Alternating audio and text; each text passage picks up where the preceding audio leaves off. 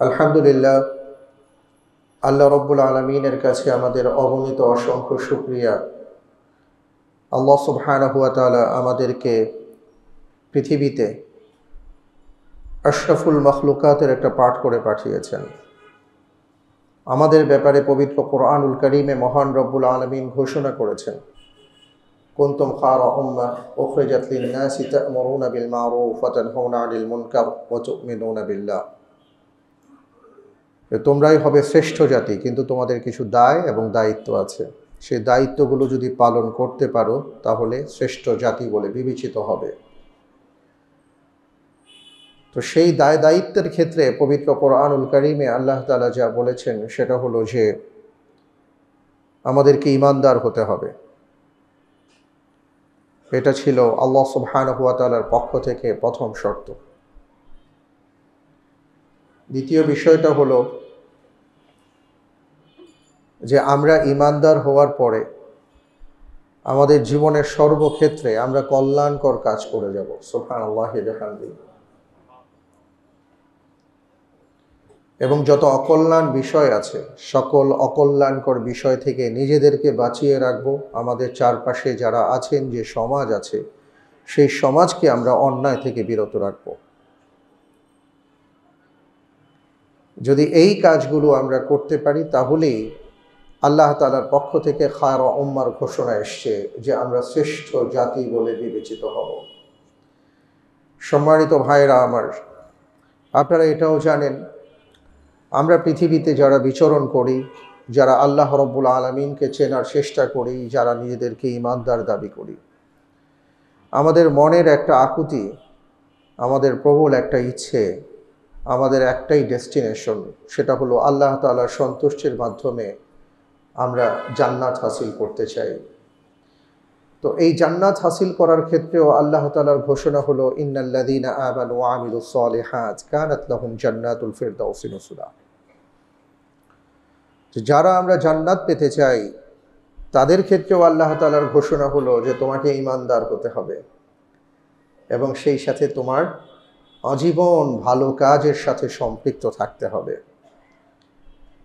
একজন ঈমানদার তিনি ভালো মানুষ হতে বাধ্য। যিনি ভালো মানুষ হতে চান তাকে ঈমানদার হতে হবে। কেউ যদি ভালো মানুষই দাবি করেন কিন্তু তার মধ্যে ঈমান না থাকে, যেই কোনো মুহূর্তে তার এই ভালো মানুষিটা হারিয়ে যেতে পারে, যেটা আমরা অহরহ দেখে থাকি। কিন্তু কেউ যদি ঈমানদার দাবি করেন আর তিনি যদি ঈমানকে বুঝতে পারেন, চিনতে পারেন, প্র্যাকটিস করতে পারেন, তাহলে ভালো কাজ ছাড়া তার ঈমানদারিত্ব ধরে রাখা সম্ভব নয়। সম্মানিত ভাই এবং বোনেরা, সেই ঈমান নিয়েই আমাদের আলোচনা হচ্ছে বেশ কয়েক সপ্তাহ ধরে। আজকে আশা করি তার শেষ পাঠটুকু আমি ইনশাল্লাহ আপনাদের সামনে উপস্থাপন করব। আমি আপনাদের সামনে যখন কথা বলি, কথা বলার আগে কথাগুলো আমার তৈরি করতে হয়, আমার লম্বা সময় প্রয়োজন হয় এবং এটাকে কেন্দ্র করে অনেক প্রোগ্রাম, অনেক কিছুকে আমি ত্যাগ করি।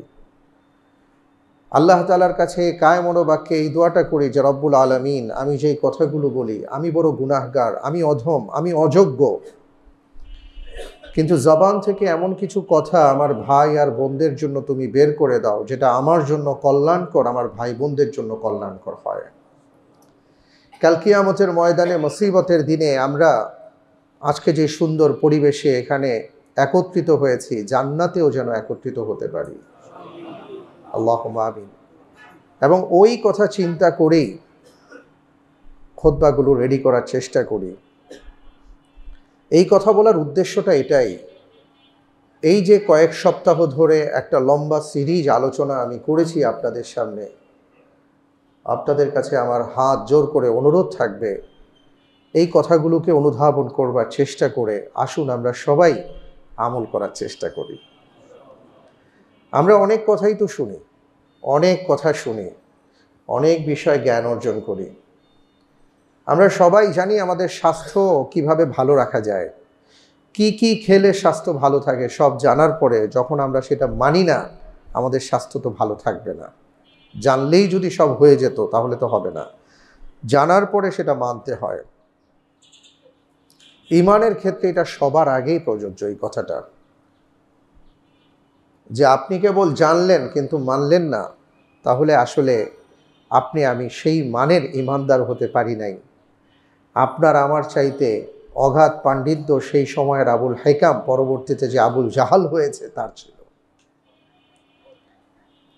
তাদের পাণ্ডিত্য ছিল, তাদের জ্ঞান ছিল, তাদের গরিমা ছিল, তাদের জ্ঞানের গভীরতা ছিল, এবং সেই জ্ঞানের গভীরতা দিয়েই তারা ইসলামকে পরিমাপ করতে গিয়ে তারা সেই ইসলাম গ্রহণ করে নাই, কিন্তু তারা জানতো, তারা বুঝতো। তারা জেনে বুঝে লা ইলাহা ইল্লাল্লাহ বলে নাই, আর আমরা না জেনে না বুঝে লা ইলাহা ইল্লাল্লাহ বলি। কিন্তু তারা আর আমরা, আমাদের একটা জায়গায় গিয়ে, একটা মোহনায় গিয়ে আমরা এক হয়ে যাই। সেটা হলো, তারা জেনে বুঝে ঈমান না এনে তারা মুশরিক অথবা কাফের ছিল এবং তারা মানত না। আর আমরা না জেনে না বুঝে লা ইলাহা ইল্লাল্লাহ বলে ঈমানদার দাবি করার সত্ত্বেও আমরা মানি না, না মানার ক্ষেত্রে আমরা এক হয়ে গেছি। এটা হওয়ার কথা ছিল না। এজন্য আমি আপনাদেরকে অনুরোধ জানাবো যে এই কথাগুলো বলা হয়, এই কথাগুলো কেবল আপনাদেরকে জানাবার জন্য নয়, এই কথাগুলো এই জন্য বলা হয় যাতে করে আমরা জানার পরে আমাদের জীবনে কিছুটা হলেও প্র্যাকটিস করতে পারি। আল্লাহ তাআলা আমাদের সবাইকে সেই তৌফিক দান করুন, আল্লাহুম্মা আমিন। মুআজ্জাজ মুহতারাম, আমাদের আলোচনার বিষয়বস্তু ছিল ঈমান। আজকে যে ব্যাপারটা বলতে চাই সেটা হলো, আপনি সত্যিকার অর্থে একজন ঈমানদার হতে পেরেছেন কিনা, এবং আপনি ঈমানের উপর অবিচল আছেন কিনা, এটা আপনি আমি কিভাবে বুঝব? ঈমানের দর্পণ হিসাবে আল্লাহ তাআলা আপনার আর আমার জন্য কিছু গুণাগুণ পবিত্র কোরআনুল কারীমের মধ্যে তুলে ধরেছেন, এবং এটা উল্লেখ করার মূল ব্যাপারটা হলো এটাই যে ওই গুণগুলোর সাথে আমরা আমাদেরকে নিজেদেরকে মেলাবার চেষ্টা করে দেখব যে ওই গুণগুলো আমি অর্জন করতে পেরেছি কিনা। কারণ ওই গুণগুলো যদি আমার আপনার ভেতরে থাকে, তাহলে আমরা আমাদের ঈমানকে ধরে রাখতে পারবো, আমরা আমাদের ঈমানকে মজবুত করে রাখতে পারবো, আমরা আমাদের ঈমানি সম্পদকে এটাকে আগলে রাখতে পারবো। আর যদি এখান থেকে আমরা ছিটকে যাই, আমি আপনি বলতে পারবো যে আমার কাছে অনেক দলিল আদিল্লা আছে, অনেক কিছুই আছে, এই সম্পদ আমার, কিন্তু আপনি নিজেও জানেন না যে সেই দলিল হারিয়ে গেছে অথবা ঘুণ পোকায় খেয়ে ফেলেছে, অথবা আপনি যেটাকে দলিল ভাবছেন সেটা আদৌ দলিল নয়, আপনার জানা নাই। আপনি কেবল সারা জীবন এটাই জেনে আসছেন যে আমার সব আছে, কিন্তু বেলা শেষে দেখা যাবে যে আপনার আসলে কিছুই নাই। তো আমার আপনার ঈমান আছে কি নাই সেটা যদি আমরা অনুভব করতে চাই, অনুধাবন করতে চাই, তাহলে মেলাতে হবে। আল্লাহ তাআলা ঈমানদারদের পরিচয় দিয়ে বলেছেন যে তাদের এই এই গুণে তারা গুণান্বিত, তোমার ভেতরে এই গুণগুলো আছে কিনা। গত সপ্তাহে আমি আপনাদেরকে 10টি বিষয় বলেছিলাম, আজকে সেই সাথে আরও 9টি বিষয় আমি অ্যাড করব। আমার কথা না, আল্লাহ রব্বুল আলামিনের কথা। এই কথাগুলো এই জন্য বলা যাতে করে আমরা নিজেদেরকে মেলাতে পারি যে আমরা আসলে কে বা কারা। এই গুণগুলো যদি আমাদের মধ্যে থাকে, তাহলে যেটা হবে সেটা হলো ঈমানকে আমরা রক্ষা করতে পারবো। আল্লাহ তাআলা ঈমানি দৌলত যা আমাদেরকে দান করেছেন সেটা স্থিতিশীল থাকবে। পবিত্র কোরআনুল কারীমের সূরা তাওবার 112 নম্বর আয়াত যদি আপনারা দেখেন, সেখানে আল্লাহ তাআলা এই 9টা গুণের কথা উল্লেখ করেছেন। 1 নম্বর যেটা আসছে সেটা হলো আত্তাইবুন, তওবাকারী। আমরা অনেকে মনে করি যে আমি তো নিয়মিত ইবাদত গুজার, ইবাদত বন্দিগি করি, আমি তাহাজ্জুদ পড়ি, আমি 5 ওয়াক্ত নামাজ জামাতের সাথে আদায় করি, আমি দান সাদাকা করি, সব কিছু করি, আমার কি তওবার দরকার আছে? আপনি আমি তো অনেক দূরের কথা, পৃথিবীর সর্বকালের সর্বশ্রেষ্ঠ মানুষ যিনি, সর্বশেষ নবী যিনি, মুহাম্মদ রাসূলুল্লাহ সাল্লাল্লাহু আলাইহি ওয়াসাল্লাম, তার জীবনী যদি দেখেন তাহলে সেখানে পাবেন যে তিনি দিনে ন্যূনতম 70 থেকে 100 বার তিনি আল্লাহর কাছে তওবা করতেন। ওনার তো আপা আর কি আগের আর পরের কোনো গুনাহ ছিল না, উনি তো বেগুনাহ মাসুম ছিলেন। পূর্বাপর গুনাহ খাতা আল্লাহ সুবহানাহু ওয়া তাআলা ওনার জন্য রাখেন নাই, উনি এমন কিছু করেন নাই যেটা গুনাহ হবে। তারপরেও কেন তিনি রব্বুল আলামিনের কাছে এইভাবে তওবা করেছেন? এর দুটো কারণ ছিল। একটা কারণ হলো তিনি কৃতজ্ঞতা আদায় করেছেন যে আল্লাহ সুবহানাহু ওয়া তাআলা যে আমাকে এমনভাবে রেখেছেন যে তিনি আমাকে মাহফুজ রেখেছেন, হিফাজতে রেখেছেন, আমার দ্বারা কোনো অন্যায় হবে না, অপরাধ হবে না, গুনাহ হবে না। এটার জন্য তিনি কৃতজ্ঞতা আদায় করে তিনি আল্লাহ সুবহানাহু ওয়া তাআলার কাছে তওবা, ইস্তেগফার, ইবাদত সবচেয়ে বেশি করেছেন, সবচেয়ে বেশি। আমরা যে যত ইবাদত করি ওনার ইবাদতের কাছে আমাদের ইবাদত কোনো ইবাদতই না। এবং এই ক্ষেত্রে তিনি বলেছেন আফালা আকুনা আবদান শাকুরা, যখন মা আয়েশা রাদিয়াল্লাহু তাআলা আনহা তাকে জিজ্ঞেস করেছিলেন যে এত লম্বা সময় আপনি সালাত আদায় করে আপনার পা মুবারক ফুলিয়ে ফেলেন, সেখান থেকে ফেটে ফেটে পানি ঝরে, ইয়া রাসূলুল্লাহ, আল্লাহ তাআলা তো আপনার গুনাহ খাতা মাফ করে দিয়েছেন, আপনার তো কোনো অপরাধ নাই, এরপরেও কেন এটা করেন? তিনি বলেছিলেন আফালা আকুনা আবদান শাকুরা, আয়েশা তাই বলে কি আমি মহান রবের কৃতজ্ঞ বান্দা হব না? সুবহানাল্লাহ। এবং এই মহান সুমহান মানুষটি, এই শ্রেষ্ঠ মানুষটি, তিনি হাদিসের মধ্যে আসছে তিনি 70 থেকে 100 বারের বেশি আল্লাহর কাছে তওবা করতেন। তওবা মানে কি?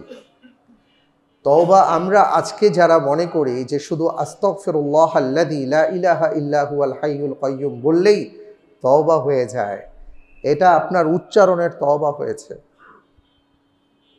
কিন্তু তওবার অনেকগুলো পার্ট আছে, একটা পার্ট মাত্র আপনি এটা বাস্তবায়ন করেছেন। সবচাইতে তওবার গুরুত্বপূর্ণ পার্ট হলো আপনার আমার অপরাধ যেভাবে হয়েছে সেই অপরাধ থেকে আমরা সেইভাবে ফিরে আসব, আর কখনো সেই অপরাধের দিকে পা বাড়াবো না। আমরা অনুশোচনা করব, লজ্জিত হব, আল্লাহর কাছে কান্নাকাটি করব, ভবিষ্যতে যেন কখনো এই অপরাধ সংগঠিত না হয় সেই ব্যাপারে সজাগ এবং সচেতন থাকব। এটা হলো তওবা। আল্লাহ সুবহানাহু ওয়া তাআলা এই জন্য বলেছেন ইন্নামাত তাওবাতু লিল্লাযীনা ইয়ামালুনা সুআ বিজাহালা সুম্মা ইয়াতুবুনা মিন করিব ফাউলাইকা ইয়াতুবুল্লাহু আলাইহিম ওয়া কানাল্লাহু আলিমান হাকীমা।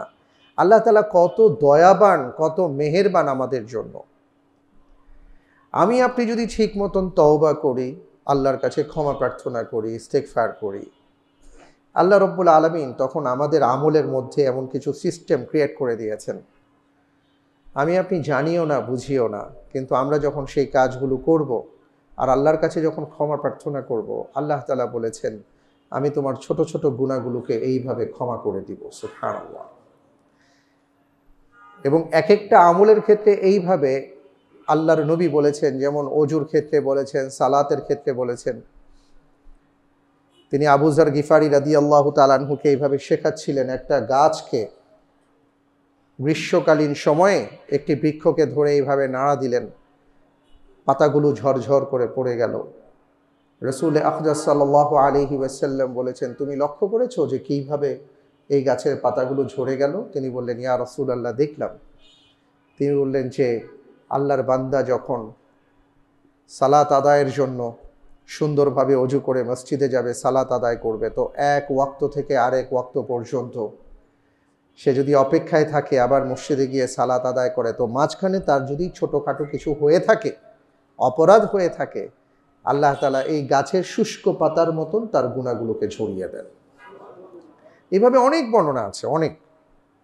আমি সেদিকে যাচ্ছি না, আমি শুধু একটা এক্সাম্পল এই জন্য দিলাম, আমরা যদি আল্লাহর কাছে প্রতিদিন তওবা করি, ক্ষমা প্রার্থনা করি, আল্লাহ রব্বুল আলামিন আমাদের আমলের মধ্যে এমন কিছু বিষয় দিয়ে দিয়েছেন যে ওই আমলগুলো আমাদের গুনাহের উপরে এমনভাবে পরিচ্ছন্ন অভিযান চালায় যে গুনাহগুলো ঝরে যায়, আমরা নিষ্পাপ হয়ে যাই। কিন্তু শর্ত হলো প্রতিনিয়ত সর্বক্ষেত্রে আল্লাহর কাছে তওবা করা। বিশেষ করে যারা আমলের সাথে সম্পৃক্ত ওনারা তওবা থেকে অনেক সময় দূরে থাকেন, শয়তান তাদেরকে এই প্ররোচনা দিয়ে থাকে। এর কারণ হলো আমরা অনেক সময় মনে করি যে আমি তো অনেক আমল ইবাদত করি, আমার কি তওবা করার দরকার আছে? রাসূল সাল্লাল্লাহু আলাইহি ওয়াসাল্লাম বুঝিয়ে দিয়েছেন তোমার সবচেয়ে বেশি তওবা করার দরকার, কারণ তোমার আমল যেন তোমার অহংকার না হয়ে যায়। এই জন্য আল্লাহর কাছে বারবার ক্ষমা প্রার্থনা করো। তুমি একটা ভালো কাজ করার পরে তোমার মনের মধ্যে যে একটা ভালো লাগার বিষয়টা তৈরি হয়, এটা যেন তোমাকে ধ্বংসের দিকে নিয়ে না যায়, এই জন্য তোমার তওবা করতে হবে, নত থাকতে হবে। সূরা নসরের মধ্যে আল্লাহ তাআলা বলেছেন না, ইযা জাআ নাসরুল্লাহি ওয়াল ফাতহ ওয়া রাআইতান নাস ইয়াদখুলুনা ফি দীনিল্লাহি আফওয়াজা ফাসাব্বিহ বিহামদি রাব্বিকা ওয়াস্তাগফির ইন্নাহু কানা তাওয়াবা। কেন বলেছেন? যে দলে দলে এখন মানুষ যেহেতু ইসলামে আসছে, তো এই দৃশ্যটা দেখে আপনার ভালো লাগতে পারে, আপনার ভালো লাগবেই। ওই ভালো লাগা থেকে যেন আপনার ভেতরে এমন কোনো কিছু না চলে আসে যেটা আপনাকে তওবা থেকে, ইস্তেগফার থেকে দূরে সরিয়ে দিতে পারে বা অহংকারী তৈরি করতে পারে, অহংকার বানায় দিতে পারে। এই জন্য আপনি আল্লাহর কাছে ইস্তেগফার করুন, আল্লাহর কাছে বলুন যে আল্লাহ আপনার সকল প্রশংসা, আল্লাহর প্রশংসা করুন। তো এই জন্য ভাইরা আমার, আমাদের মূল বিষয়টা হলো, আপনি যদি আপনার ঈমানকে সংরক্ষণে রাখতে চান তাহলে আপনাকে তায়েব হতে হবে। আল্লাহর নবী বলেছেন, আত্তাইবু মিনাজ যামবি কামান লা যামবা লাহ। যিনি প্রতিনিয়ত সবসময় আল্লাহর কাছে তওবা করেন, ইস্তেগফার করেন, ক্ষমা প্রার্থনা করেন, তার অবস্থাটা এমন হয় যেন তার কোনো পাপই ছিল না। সুবহানাল্লাহ। এবং আবারও বলছি, তওবা মানে কেবল মুখে তওবা তওবা বললেই তওবা হয় না, কাজ এবং কর্মের মাধ্যমে তওবাকে বাস্তবায়ন করতে হয়। গতকালকে যদি 10টা অপরাধ আমার হয়ে থাকে, আল্লাহর কাছে তওবা করে আমি আজকে অবশ্যই আজকের দিনটা আমার অপরাধের সূচকটাকে আমার কমাতে হবে। যদি কমানোর চেষ্টা করি তাহলে আপনি তওবাকারী। আল্লাহ তাআলা আমাদেরকে তৌফিক দান করুন, আমিন। দ্বিতীয় বিষয়টা রব্বুল আলামিন বলেছেন, আল আবিদুন, তোমাকে গোলাম হয়ে থাকতে হবে। আমরা যখন বলি যে ইবাদত বন্দিগি, তখন ইবাদত বললেই আমাদের মাথায় কেবল আসে 5 ওয়াক্ত নামাজ, কালিমা, রোজা, হজ, যাকাত। এটা কিন্তু গোলামি বললে বিষয়টা ভালো করে বুঝবেন যে আমি আপনি একজনের গোলাম, আমাদের মালিককে, আল্লাহ সুবহানাহু ওয়া তাআলা। আমার মালিক আমাকে যে হুকুম করেছেন, যা করতে বলেছেন, ওটা করাই হলো আমার গোলামিত্ব প্রকাশ করা। আমি এর আগে আপনাদেরকে বলেছিলাম যে আল্লাহ রব্বুল আলামিনের সবচেয়ে আপন ডাক কোরআনে কারীমের মধ্যে কোনটা আসছে? আমরা তো সবাই আল্লাহর গোলাম, কিন্তু সবাইকে আল্লাহ তাআলা গোলাম বলে ডাকেন নাই। আল্লাহ তাআলা এক সময় ডেকেছেন ইয়া আইয়ুহান নাস বলে, হে লোক সকল। এই আইয়ুহান নাসের মধ্যে সবাই আছেন, সবাই গোলাম, কিন্তু আল্লাহ তাআলা এখানে গোলাম সম্বোধন করেন নাই। ওই আইয়ুহান নাস থেকে আবার আলাদা করে আরেক দলকে ডেকেছেন ইয়া আইয়ুহাল্লাযীনা আমানু, হে ঈমানদারগণ। তার মানে এই গোলামিত্বের মধ্যে পার্থক্য আছে। কেউ অবাধ্য গোলাম, কেউ অনুগত গোলাম। সেই অনুগত গোলামদেরকে আল্লাহ আলাদা করেছেন, অবাধ্যদেরকে আলাদা করেছেন। এবার অনুগত গোলামদেরকে ডেকে বললেন হে ঈমানদারগণ। ওই অনুগত গোলামদের মধ্যে আবার তারতম্য আছে, স্তর আছে। সেটার মধ্যে স্পেশাল যে স্তরটা, ওই স্পেশাল মানুষদেরকে এবার আল্লাহ তাআলা এইভাবে ডাকলেন ইয়া ইবাদি, ইয়া ইবাদিয়াল্লাযীনা আমানু লা খাউফুন আলাইকুম ওয়া লা আনতুম তাহজানুন। ইয়া ইবাদি ইন্না আরদি ওয়াসিআ। এইভাবে আল্লাহ তাআলা বিশেষ বিশেষ সময় তিনি তার একান্ত অনুগত বান্দা তাদেরকে ডেকে বলেছেন হে আমার গোলাম, আমার জমিন প্রশস্ত। হে আমার গোলাম, তুমি চিন্তা করো না। হে আমার গোলাম, তুমি এগিয়ে যাও। এইভাবে আল্লাহ তাআলা তার গোলামকে একেবারে কাস্টমাইজ করে তাকে ডেকে শুধুমাত্র হে আমার গোলাম বলে ডেকেছেন। আর এখানে এই কোরআনে কারীমের আয়াতে সূরা তাওবার 112 নম্বর আয়াতে আল্লাহ তাআলা বলেছেন 2 নম্বর বিষয় হলো আল আবিদুন, যে আমার গোলাম হতে পারবে। তো গোলাম কে? কাকে গোলাম বলে? এটার বিশদ ব্যাখ্যা আমাদের দরকার হয় না ভাই। গোলামের তো গোলামিত্ব একটা আছেই, কিন্তু এটার অনেক উপরে যদি আমরা বলি যে আমরা আমাদের জীবনে কোনো না কোনো কর্মের সাথে সম্পৃক্ত, এবং আপনি যদি কোনো প্রতিষ্ঠানে আপনার কর্মঘণ্টা দিয়ে থাকেন, যেটাকে আমরা চাকরি বলে থাকি, তো সেই কর্মঘণ্টার ক্ষেত্রে আপনার শর্ত কি থাকে? আপনার শর্ত তো এটাই থাকে, সকাল 8টা থেকে বিকেল 5টা পর্যন্ত আমি আপনার প্রতিষ্ঠানে সময় দেব, আমি আমার সময়টাকে আপনার কাছে বিক্রয় করে দিলাম, এর বিনিময়ে প্রতি মাসে আপনি আমাকে এই এই এই এই প্রদান করবেন। ওই শর্তের মধ্যে এটাই থাকে যে আপনি সকাল 8টা থেকে বিকেল 5টা পর্যন্ত আপনি আপনার কর্মঘণ্টা, এটা আমার প্রতিষ্ঠানের সম্পদ, এই সময় এই কর্মঘণ্টা এটা আপনি অন্য কোথাও ব্যয় করতে পারবেন না। ভাই আমি কি ভুল বলেছি? বিনিময়ে আপনাকে এই এই ফ্যাসিলিটিস দেওয়া হবে। আল্লাহ সুবহানাহু ওয়া তাআলা কি বলেছেন? ইন্নাল্লাহা আশতারা মিনাল মুমিনিনা আনফুসাহুম ওয়া আমওয়ালাহুম বিআন্না লাহুমুল জান্নাহ। আল্লাহ রাব্বুল আলামিনের সাথেও তো আমাদের এই শর্ত আছে। আল্লাহ রাব্বুল আলামিন নিজে ঘোষণা করেছেন, এই যে আয়াতটা বলছি এই আয়াতের আগের আয়াত, ইন্নাল্লাহা আশতারা মিনাল মুমিনিনা আনফুসাহুম ওয়া আমওয়ালাহুম বিআন্না লাহুমুল জান্নাহ। যারা পৃথিবীতে শ্বাস নিঃশ্বাস নিচ্ছি, যারা পৃথিবীতে আসছি, যারা মানুষ হয়েছি, যারা ঈমানদার দাবি করছি, আল্লাহ রাব্বুল আলামিন বললেন এখন থেকে তোমার জীবন, তোমার সম্পদ, এই সব কিছু আমি আল্লাহর জন্য, যদি তুমি এটা নিবেদন করতে পারো বিনিময়ে আমি তোমাকে জান্নাত দান করব। সুবহানাল্লাহ। সম্মানিত ভাইরা আমার, আপনি যেখানে চাকরি করেন, যেখানে আপনার কর্মঘণ্টাকে বিক্রয় করেছেন, এই পুরো সময়টা আপনার যাকে দিয়েছেন, এটা আপনি যে মালিককে দিয়েছেন, পৃথিবীর কোনো ইন্ডাস্ট্রিয়াল ব্যক্তিকে দিয়েছেন, কোনো বসকে দিয়েছেন, উনি কেবল ওনার প্রতিষ্ঠান, ওনার ব্যবসায়িক প্রতিষ্ঠান, ওনার ফ্যাক্টরি, এগুলো নিয়ে ভেবেছেন। আপনার কথা ওনার ভাবার সময় নাই। উনি কেবল আপনার এটা দেখেন 8টা থেকে 5টা ঠিক মতন সময় দিয়েছেন, সব ঠিক আছে, তাইলে আপনি বেতন পাবেন। যদি এটার মধ্যে খারাপ কিছু হয়, আপনার যদি কর্মঘণ্টা নষ্ট করেন বা আপনার উপস্থিতি ঠিক মতন না হয়, আপনার বেতন কাটা যায়, এইটা হয় সেটা হয়, কত কিছু হয়, তাই না? আর আল্লাহ রাব্বুল আলামিন হলেন আমাদের এমন একজন মালিক, তিনি বলেছেন যে তোমার সময়, তোমার সম্পদ তুমি আমাকে দাও, বিনিময়ে জান্নাত দিব। মজার ব্যাপার হলো ওই সময় আর সম্পদ এটা তাকে আমার দেওয়ার দরকার হবে না, আমারই থাকবে, কেবল ওনার কথা অনুপাতে আমি চালাবো, এবং ওটা আমার স্বার্থে, আমার কল্যাণের জন্য, বিনিময়ে আল্লাহ আমাকে জান্নাত দান করবেন। পার্থক্যটা খেয়াল করুন। আপনি এমন কোনো আইন, এমন কোনো হুকুম, এমন কোনো নির্দেশনা দেখাতে পারবেন না, পৃথিবীতে কেউ পারে নাই, ভবিষ্যতেও কেউ পারবে না, যে কোনো আইন, কোনো হুকুম, কোনো আহকাম পালন করার ক্ষেত্রে আপনার ক্ষতি হতে পারে, জাতিসত্তার ক্ষতি হতে পারে, আপনার পরিবারের ক্ষতি হতে পারে, এমন কোনো নির্দেশনা আল্লাহ তাআলা দেন নাই। আল্লাহ রাব্বুল আলামিন যত নির্দেশনা দিয়েছেন সব আপনার কল্যাণের জন্য, কিন্তু আপনি যদি মেনে বলেন যে আল্লাহ রাব্বুল আলামিন বলেছেন তাই আমি সেই নির্দেশনা মেনে চললাম, আপনি তখন গোলাম হিসেবে বিবেচিত হবেন, এবং এই ক্ষেত্রে আপনার পরীক্ষা হবে। সেই পরীক্ষাটা কি? আপনার মনের মধ্যে কয়েক ধরনের মন আপনার ভেতরে অবস্থান করছে,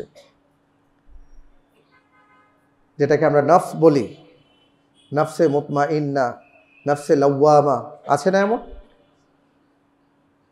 এই যে পরীক্ষার জায়গা, ওইটা হলো পরীক্ষার জায়গা, যে আপনি আল্লাহ তাআলার সামনে নিজেকে গোলাম হিসেবে নিবেদন করে আপনি কি আল্লাহর কথা শুনছেন, নাকি শয়তান এসে প্ররোচিত করে আপনার মনটাকে নষ্ট করে দিচ্ছে। এটাই কেবল পরীক্ষা। কিন্তু যদি আপনি আল্লাহর আদেশ মেনে চলি, তাহলে প্রত্যেকটা আদেশ মানার ক্ষেত্রে কল্যাণ ছাড়া আর কোনো কিছু চিন্তা করার নেই। সুবহানাল্লাহ। সম্মানিত ভাইয়ের আমার, এই জন্য কেবল নামাজ, রোজা, হজ, যাকাতের নাম ইবাদত নয়। আপনার জীবনের প্রতিটি পদক্ষেপ, প্রতিটি কথা, প্রতিটা কাজ, প্রতিটা ক্ষেত্রেই আল্লাহ তাআলা আপনাকে যা বলেছেন সেটা মানার নাম হলো ইবাদত, ওটা মানার নাম হলো গোলামিত্ব। আশা করি আমরা বুঝতে পেরেছি। এবার আপনি যেখানেই যাবেন, আপনার যে কোনো জীবনযাপন হোক, আপনি কেবল জিজ্ঞেস করেন যে আল্লাহ এই ক্ষেত্রে আপনি আমাকে কি বলেছেন, আপনার হাবিব কি বলেছেন, সেটা আপনি মেনে চলেন। আপনি আল্লাহর গোলাম, আপনি হলেন সেই ব্যক্তি যার ক্ষেত্রে আল্লাহ তাআলা ইয়া ইবাদি বলে সম্বোধন করেছেন। সুবহানাল্লাহ। 3 নম্বরে আল্লাহ রাব্বুল আলামিন বলেছেন আল হামিদুন, প্রশংসাকারী। জীবনে তো প্রশংসা অনেকেই করি আমরা, তাই না? প্রশংসা করতে করতে কত প্রশংসা দেখলাম জীবনে। নিজের বাবার খবর নাই, নিজের বাবার প্রশংসার খবর নাই, অন্যের বাবাকে নিয়ে আমরা পাগল হয়ে যাই, অন্যের প্রশংসা নিয়ে পাগল হয়ে যাই, মতবাদ তৈরি করি, হায়রে প্রশংসা, প্রশংসার বানে ভেসে যাই, কিন্তু এগুলো কোনো কাজে আসে না। এখনো একই রকম অবস্থা, এখনো তাই চলে, কোনো লাভ নাই। যারা প্রশংসা করে এদেরও লাভ হয় না, যাদের প্রশংসা করে তাদেরও লাভ হয় না। এই দুই পক্ষই বিপদে পড়ে যায়। এমন কারো প্রশংসা করুন যেই প্রশংসায় আপনার আমার লাভ হবে। তিনি কে? আল্লাহ সুবহানাহু ওয়া তাআলা। আর তিনি ছাড়া, তাকে ছাড়া আপনি কার প্রশংসা করবেন? আপনি পারবেন কোনো মানুষকে সন্তুষ্ট রাখতে? আপনি কোনো মানুষের প্রশংসা করে তাকে সন্তুষ্ট রাখতে পারবেন? পারবেন না। আপনি আপনার স্ত্রীকে খুব শখ করে গলার হার কিনে দিয়েছেন, প্রশংসা করেছেন, উনি খুশি হয়েছেন, একটু পরেই উনি ভুলে যেতে পারেন যে আপনি তাকে গলার হার কিনে দিয়েছেন। আপনি অনেক শখ করে রান্না করে আপনার স্বামীকে খাইয়েছেন, কত কষ্ট করে রান্না করে খাওয়ালেন, কিন্তু সেই রান্নার মধ্যে হয়তো ভুলে আপনি একটু লবণ কম বেশি করে ফেলেছেন, মুহূর্তের মধ্যে সব শেষ। অথবা কিছুক্ষণ পরে এমন কোনো কথাবার্তা হলো যে মুহূর্তের মধ্যে সব শেষ। আপনি নেতার প্রশংসা করেছেন, নেতা এখন আপনাকে ভালো চোখে দেখছেন, আরেক জায়গায় আপনি সমালোচনা করেছেন অথবা বাস্তব কথা বলেছেন, নেতার চোখে আপনি খারাপ। পৃথিবীতে কারো প্রশংসা করে আপনার লাভ হবে না, কিন্তু আপনি যদি আপনার প্রশংসার জায়গাটা কেবল আল্লাহ সুবহানাহু ওয়া তাআলার জন্য রাখতে পারেন, আপনার লাভ হবে। একজন মানুষ ভালো করবে, আপনি ভালো বলবেন, এটা এক ধরনের প্রশংসা, কিন্তু প্রশংসার সর্বোচ্চ স্তরটা কার জন্য হবে? আল্লাহ সুবহানাহু ওয়া তাআলার জন্য হবে। আপনি ওই জায়গাটা আর কাউকে দিয়েন না, ওই জায়গাটা আপনি আর কারোর জন্য রাখবেন না, দয়া করে ওইখানে আপনি আর কাউকে স্থান দিয়েন না, কারণ ওই জায়গাটা কেবল একজন আল্লাহ সুবহানাহু ওয়া তাআলার, এবং এর পরের জায়গাটা আরেকজন, তিনি হলেন মুহাম্মদ রাসূলুল্লাহ সাল্লাল্লাহু আলাইহি ওয়াসাল্লাম। আল্লাহ রাব্বুল আলামিন কোরআনে কারীমের আয়াতের মাধ্যমে প্রশংসা, শ্রদ্ধা এটার স্তর বিন্যাস করে দিয়েছেন। সব কিছুর ঊর্ধ্বে থাকবেন আল্লাহ সুবহানাহু ওয়া তাআলা, কারণ ওখান থেকে আমাদের সব কিছু হয় ভাই, ওই জায়গা থেকেই সব কিছু নির্ণয় হয়। কে আপনাকে ভালোবাসবে আর ভালোবাসবে না, আপনি আপনার দ্বারা ওটা অর্জন করতে পারবেন না যদি না উপর থেকে ফয়সালা হয়। আপনি চাইলেই মানুষের প্রশংসা বা এটা সেটা শুনে নিজেকে এমন জায়গায় নিয়ে যেতে পারবেন না, বা আপনি ভাবলেও হবে না যদি আল্লাহ সুবহানাহু ওয়া তাআলা না চান। আমরা ইজ্জত বলেন, সম্মান বলেন, মর্যাদা বলেন, এগুলো আজকে আমরা কেনার চেষ্টা করি, কিন্তু এগুলো কেনার জিনিস না। ওয়া তুইজ্জু মান তাশা ওয়া তুযিল্লু মান তাশা বিয়াদিকাল খায়র ইন্নাকা আলা কুল্লি শাইইন কাদির। এই সব কিছু আল্লাহ সুবহানাহু ওয়া তাআলার হাতে ভাই। এই জন্য প্রশংসার দাবিদার কে? আল্লাহ সুবহানাহু ওয়া তাআলার। প্রশংসা করার ক্ষেত্রে আমরা বুঝে শুনে রয়ে সয়ে প্রশংসা করব, তেল মর্দন করব না, তেল থেকে বেঁচে থাকার চেষ্টা করব। আল্লাহ তৌফিক দান করুন, আমিন। আল্লাহ সুবহানাহু ওয়া তাআলা বলেছেন আস-সাইহুন, 4 নম্বরে আসছে। আস-সাইহুনের কয়েকটা অর্থ আছে, এর মধ্যে একটা হলো ভ্রমণকারী, একটা হলো যিনি সায়েম পালনকারী। তা আজকে ভ্রমণকারী হিসেবে যদি বলি, কারণ এর আগে সায়েম নিয়ে, সিয়াম নিয়ে কথা হয়েছিল, যে আল্লাহ রব্বুল আলামিনের সন্তুষ্টির জন্য যদি আপনার হিজরত করতে হয়, আল্লাহ সুবহানাহু ওয়া তাআলার বিধান পালনের জন্য যদি আপনার এক জায়গা থেকে আরেক জায়গায় চলে যেতে হয়, আল্লাহ তাআলা আপনাকে ঈমানদার বলে সাব্যস্ত করেছেন। আজকে আমরা আমাদের জীবনে ভালো থাকার জন্য, ভালো পড়ার জন্য হিজরত করি, আমরা এক দেশ থেকে আরেক দেশে চলে যাই। কিন্তু ঈমানদারদের ক্ষেত্রে কথা ছিল যে তারা তাদের ঈমানকে বাঁচিয়ে রাখবার জন্য তারা হিজরত করবেন। যদি এই কাজটি আপনি করতে পারেন তাহলে আপনি ঈমানদার। সুবহানাল্লাহ। আল্লাহ সুবহানাহু ওয়া তাআলা বলেছেন, আর রাকিউন আস-সাজিদুন, রুকুকারী এবং সেজদাকারী। আপনি যদি সালাত আদায়কারী হন, যেই সালাত আপনার বাস্তব জীবনকে পরিবর্তন করে দেয়। আজকে আমাদের সালাত আমরা আদায় করি, কিন্তু আমাদের জীবনের মধ্যে সালাত নাই। আমাদের কেবল 5 ওয়াক্ত এই সময়ের মধ্যেই সালাত আছে, মসজিদের মধ্যে আদায় করি, কিন্তু এই সালাত থেকে বাইরে গিয়ে আমি আমার জীবন, আমার কর্ম, আমার ব্যবসা, আমার বাণিজ্য, আমার চাকরি বাকরি, বিয়ে শাদী, এই সকল ক্ষেত্রে তো সালাত দেখি না। কিন্তু আপনি যদি সেই সালাত আদায়কারী হতে পারেন, আর রাকিউন আস-সাজিদুন, জীবনের সর্বক্ষেত্রে যদি আপনার মাথাকে আল্লাহর সামনে নত রাখতে পারেন, সেজদাবনত রাখতে পারেন, নিজেকে গোলাম হিসাবে নিজের কপাল আর নাককে যদি জমিনের সাথে ঠেকাতে পারেন, এইভাবে যদি নিজেকে আল্লাহর সামনে নিবেদন করতে পারেন, তাহলে আল্লাহ তাআলা আপনাকে ঈমানদার বলে সাব্যস্ত করেছেন। ইন্নাস সালাতা তানহা আনিল ফাহশাই ওয়াল মুনকার ওয়া লাযিকরুল্লাহি আকবার। সালাত নিয়ে আমাদের সিরিজ আলোচনা হয়েছে, তাই না?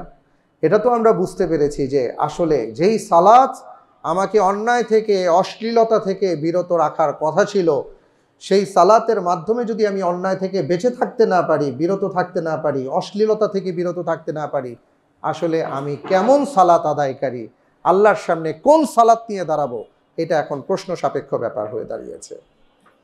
এই জন্য সালাত আদায় করতে হবে, সালাতের হক আদায় করে। আল্লাহ তাআলা তৌফিক দান করুন, আমিন।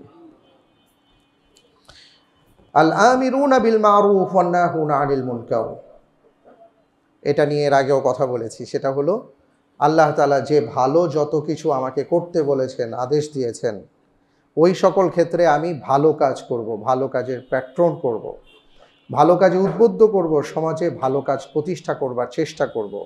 পাশাপাশি এটার সাথে আরও একটা কথা আল্লাহ তাআলা বলেছেন, ওয়ান নাহুনা আনিল মুনকার, অন্যায় থেকে বিরত থাকব, সমাজকে অন্যায় মুক্ত রাখার চেষ্টা করব। এই ক্ষেত্রে আমাদের ভূমিকা থাকতে হবে। যদি করতে পারি, আপনি আমি ঈমানদার। এরপরে রব্বুল আলামিন যেটা বলেছেন, ওয়াল হাফিজুনা লিহুদুদিল্লাহ,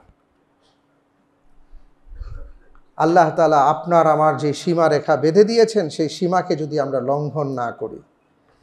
আমরা অনেক সময় দেখা যায় যে আমাদের অনেক ক্ষেত্রে আমরা আইন কানুন, আল্লাহর বিধান, আপনি যদি আল্লাহর বিধান, আল্লাহর আইনকে অমান্য করেন, সেই বিধানের উপর যদি কোনো বিধান কায়েম করেন, ওই বিধানের উপর যদি আপনি টপকে যাওয়ার চেষ্টা করেন, আল্লাহ তাআলা বলেছেন, ওয়াল হাফিজুনা লিহুদুদিল্লাহ, আমার আইনের, আমার বিধানের যে সীমারেখা, ওই সীমারেখার বাইরে যেও না, ওটার মধ্যে তুমি থেকে শুধু থেকো না, ওটাকে তুমি সংরক্ষণ করো।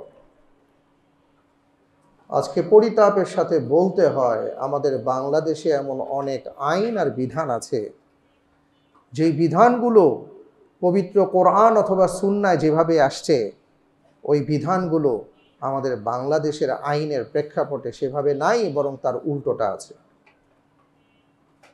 আপনারা কি এই ব্যাপারে আমার সাথে একমত? এমন অনেক জায়গা আছে। আল্লাহ তাআলা বলেছেন, ওয়াল হাফিজুনা লিহুদুদিল্লাহ, আল্লাহ রব্বুল আলমিনের যে বিধান, সেই বিধানের বাইরে যেও না, এটাকে সংরক্ষণ করো। সম্মানিত ভাইরা আমার, যারা বিধায়ক আছেন, যারা আইন প্রণেতা আছেন, যারা আইন নিয়ে কাজ করেন, অথবা যাদের আইন প্রণয়নের দায়িত্ব আছে, অথবা যারা আইন প্রতিষ্ঠা করতে পারেন, তারা যদি তাদের জায়গা থেকে এই দায়িত্ব পালন না করেন, আল্লাহর সামনে কিন্তু তাদেরকে দাঁড়াতে হবে।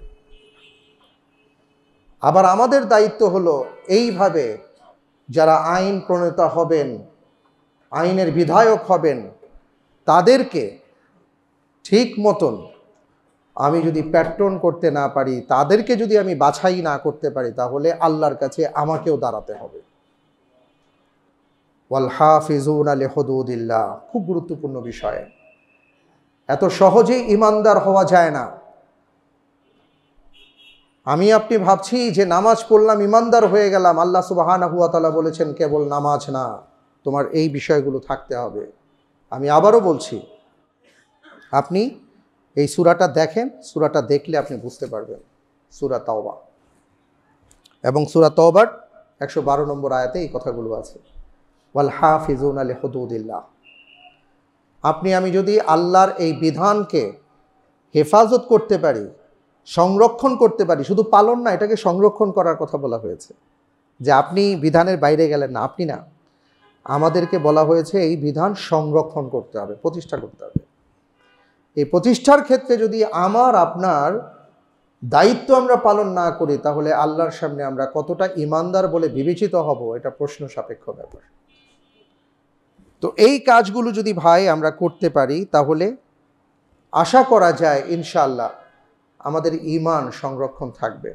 কারণ আল্লাহ সুবহানাহু ওয়া তাআলা বলেছেন, আল্লাযীনা আমানু ওয়া লাম ইয়ালবিসু ঈমানাহুম বিযুলমিন উলাইকা লাহুমুল আমনু ওয়া হুম মুহতাদুন। যে হেদায়েতপ্রাপ্ত ওই সকল মানুষ, তারাই নিরাপদ আছে যারা তাদের ঈমানকে জুলুমের সাথে মিশিয়ে দেয় নাই, যারা তাদের ঈমানের উপর জুলুমের পোশাক পরিয়ে দেয় নাই। আমরা যদি ওই বিষয়গুলোকে পালন করতে পারি, লালন করতে পারি, জীবনে বাস্তবায়ন করতে পারি, সমাজ রাষ্ট্রে কায়েম করতে পারি, তাহলে আমরা আমাদের ঈমানকে নিরাপদে রাখতে পারব। আল্লাহ সুবহানাহু ওয়া তাআলার কাছে দোয়া করব, এই বিগত কয়েক সপ্তাহ ধরে ঈমানের যে সিরিজ আলোচনা শুরু করেছিলাম, যেটা শুরু হয়েছিল কালিমা আল কালিমাতুত তাইয়্যিবা দিয়ে, শাহাদা দিয়ে, আজকে শেষ করলাম আমাদের ঈমানের গুণাবলী দিয়ে, মুমিনের গুণাবলী দিয়ে। আমরা যেন এই কথাগুলোর উপর আমল করতে পারি, আল্লাহ যেন আমাদেরকে তৌফিক দান করেন। রব্বুল আলামিনের সামনে কিয়ামতের ময়দানে আমরা যেন ঈমানদার হিসাবে দাঁড়াতে পারি। আমরা সবাই বলি আমিন। ওয়া আখির দাওয়ানা আনিল হামদুলিল্লাহি রাব্বিল আলামিন। আসসালামু আলাইকুম ওয়া রাহমাতুল্লাহি ওয়া বারাকাতুহু।